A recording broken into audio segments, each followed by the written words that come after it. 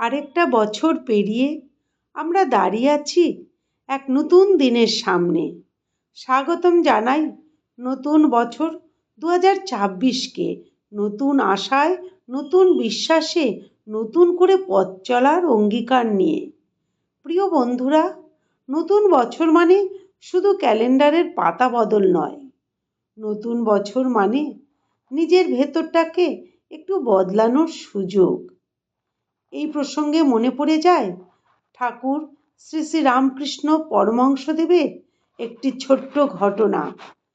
একদিন এক ভক্ত ঠাকুরের কাছে এসে বললেন, ঠাকুর, আমি অনেক পূজা করি, নাম জপ করি, তবু আমার মন শান্ত হয় না। ঠাকুর মুচকি হেসে বললেন, দেখো বাবা, নৌকোয় বসে যদি নৌকোর তলায় ফুটো থাকে, তাহলে যতই জল ফেলো, নৌকোয় জল তো ভরবেই। প্রথমে এটা ফুটোটা বন্ধ করো। ভক্ত চুপ করে গেলেন।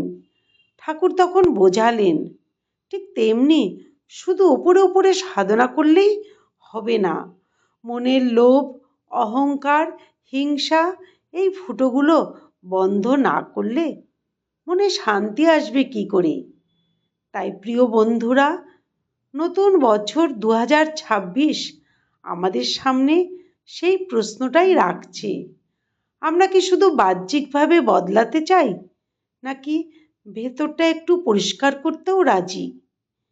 এই বছরে যদি আমরা চেষ্টা করি কাউকে ক্ষমা করতে, অহংকার একটু কমাতে, ঈশ্বরকে ভক্তি ও ভালোবাসতে, আর মানুষকে শুধু বিচার নয়, ভালোবেসে বুঝতে আর পাশে দাঁড়াতে, তাহলেই নতুন বছর সত্যিই নতুন হয়ে উঠবে।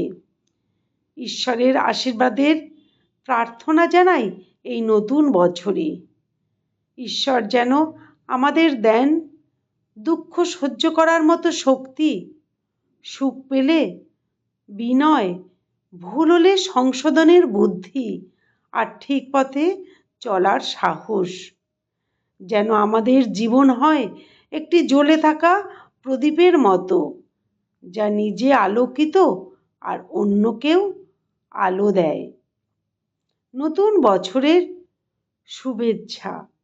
এই শুভ লগ্নে আমার ও কৃষ্ণপ্রেম পরিবারের পক্ষ থেকে আপনাদের সবাইকে জানাই নতুন বছরের 2026-এর আন্তরিক শুভেচ্ছা, ভালোবাসা ও প্রণাম।